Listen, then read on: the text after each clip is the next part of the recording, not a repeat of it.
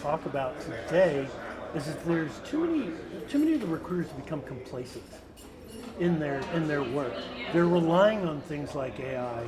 They're relying on Indeed. We were just talking about LinkedIn and this whole scare tactic of, LinkedIn's going to pull the indexing away so you can't find information on candidates. You have to pay to play. If you're gritty and you're curious, you're going to be a successful recruiter because no AI tool can be curious or gritty. That's a human element that we all have, that if you are not going to have that passion and perseverance, as Angela Duckworth says in her book Grit, if you've read it, it's fantastic. Yeah. I just found it. By the way, it was written in 2016, so yeah, I'm a little grandpa on this, a little late to the party, but I started reading it and I got hooked.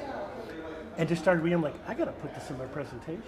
Can you translate that to some tactics for me in terms of like what a recruiter today should be thinking about in terms of applying kind of a gritty, an approach to it that's not reliant on the automations that are available? Correct. Yeah. Right. So, and I think that's today, and it's not their fault. It's not anybody's fault. And I'm not meaning us versus them, but basically, being curious, and being tactical, is actually going out, not relying on LinkedIn, not relying on Indeed, and just being curious.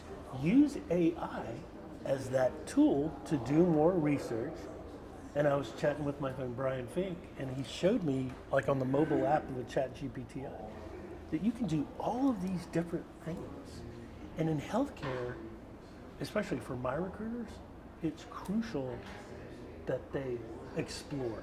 So what does that mean? It means they just play around with search strings until they start to land with some candidates. Could end up being a LinkedIn profile, could be an Instagram profile, could be a Facebook profile, right? But that perseverance and that curiosity is what's going to help get recruiters through and through, so they don't have to worry or rely on LinkedIn to give them everything. Sure, and so we're like a minute into TA week here, and right. And AI has come up already, and I know that this is going to be the theme of Well, there's a conference, a 2-day conference last week on that on AI, exactly. And my friend Steve Levy referred to LinkedIn as the Oxycontin for the recruiter, which is a terrible comparison. But it's true. We rely so much on this one thing.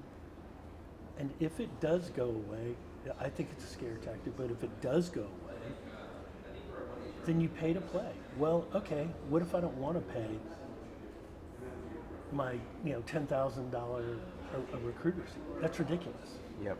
There's so much available information out there. Let's say, so when I was working in nonprofit, and I was working for the event management company Freeman that puts on conferences like this globally, right? We would source places that nobody else was going to. Here's a good example of what we're doing today.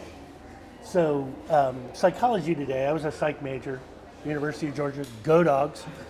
But basically, what we did was we started searching, or here, Psychology Today has a site, and you can go in and look at providers. And so through my curiosity, like ZocDocs or whatever you can find these people, social workers, they're very hard to find, especially with dialysis experience, that hang a shingle. Mm-hmm. And they like to hang a shingle because they want extra work. Mm-hmm. Let them hang the shingle and do extra work, and we've been able to land 3 or 4 people as a result of it. We're looking for somebody that speaks Mandarin in New York City. Now, we haven't gotten much good response, but I even spoke bilingual Mandarin.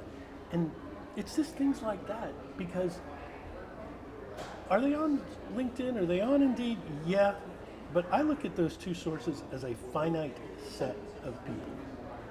Yes, there are hundreds, or 100 million people. I don't know what the stat is on how many people are on LinkedIn. Facebook to me is still relevant. Yeah, it might be grandpa's social media tool, but it still works. And I can create search strings and I show my recruiters how to be, just go explore. The other way to be curious is to do the research. Quit messing around.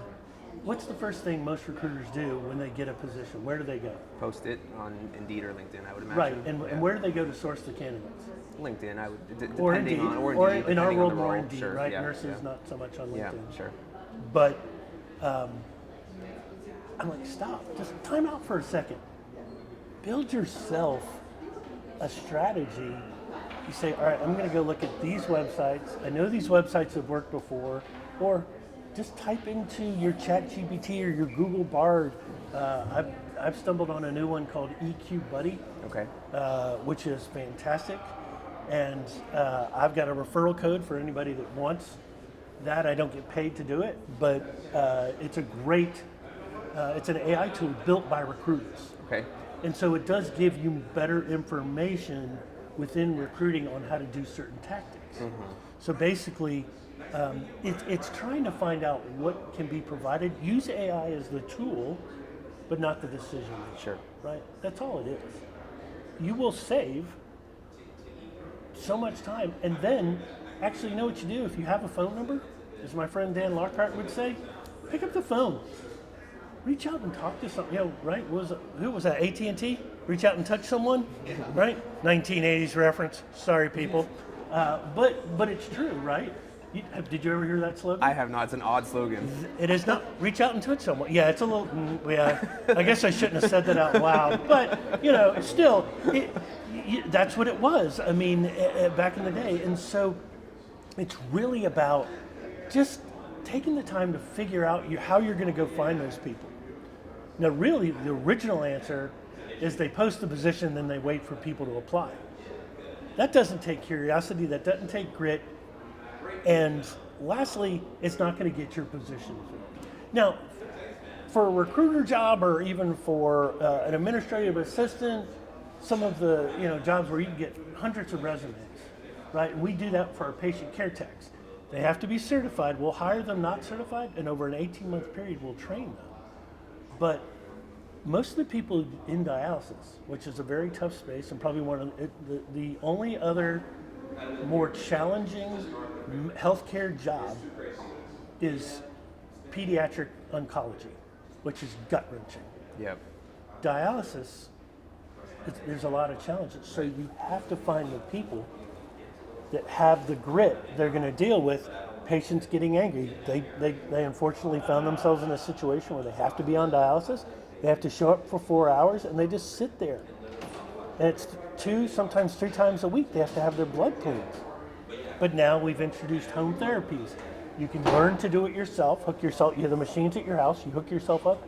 And so we're moving that business there. It's not to drive it away from the clinics, because some people, it depends on how much Medicare and Medicaid are going to cover that, and other benefit, right? So we're looking for people that are going to deal with the stuff. I mean, I can't say this out loud, but there's been some interesting incidents in clinics that I'm like, wow, that's a lot for somebody to deal with. Sure. Right?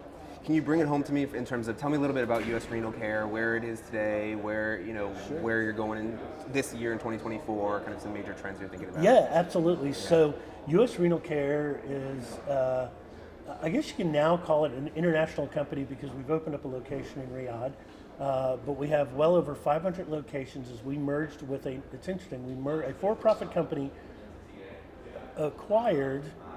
merged, I think it's the proper word, with a nonprofit called Satellite Healthcare that's based in San Jose, about 9 hours up the road. And so we've grown from this 7,500 person organization to a 10,000 person organization. But it's still, we on average have 500 positions. We're based in Dallas. We have some of the top nephrologists in the world as our medical directors. And, we really like the fact that we have room to grow. So we're number 3, right? Nobody brags about number, right? What did Ricky Bobby say? If you're not first, you're last. Sure. We'll never be a Fresenius or DaVita, public companies, mega huge, governed by stockholders. We're not. Yeah. So this year, I took over sourcing last year. My new initiative this year is employment brands. So we're really focusing on how do we get Fresenius, DaVita, and US Renal Care in the same sentence. Candidates know about us, but like when I talk to my friends, not many people know about us. So we're doing that. We have formed. My peer has formed alliances with nursing and patient care tech, which does that CCHT certification I was telling you about. So we're partnering with schools, and so we're working together to build out that brand. We're launching a scorecard in February for sourcers and recruiters. So we're trying to take our game to the next level. When I started, we had back in March of 22, we had 1,200 positions. We're now sitting at about 420 clinical positions. Very nice. Well right, done. in a year and a half time. So Yep. I'm really proud of what we've done, and I see a great future for our organization, and I'm super excited to be a part of it. Michael, I could sit here and talk to you for quite a while. I think I'd enjoy the conversation. We can talk over a coffee or something. That sounds good. I think maybe just one last kind of parting thought here. Sure. You're about to go talk for an hour on AI and sourcing. You just mentioned the grit topic. Yeah. Any kind of last parting thoughts here as we wrap this up on how recruiters, especially in healthcare, can be thinking about doing their job really well in 2024, taking some of these new tools and merging it with, you know, grit, perseverance, all the things that make a recruiter good to begin with. Any kind of last things to throw in there? Yeah, I think in recruiting, you have to be diligent and you have to be selfless. And recruiters today, as they'll learn in this, that in order to do this, they have to change the way they're doing recruiting and sourcing. They've got to interact with the people. And granted, people say, well, they don't want to talk to you because they just want to talk by text. I don't think that's true.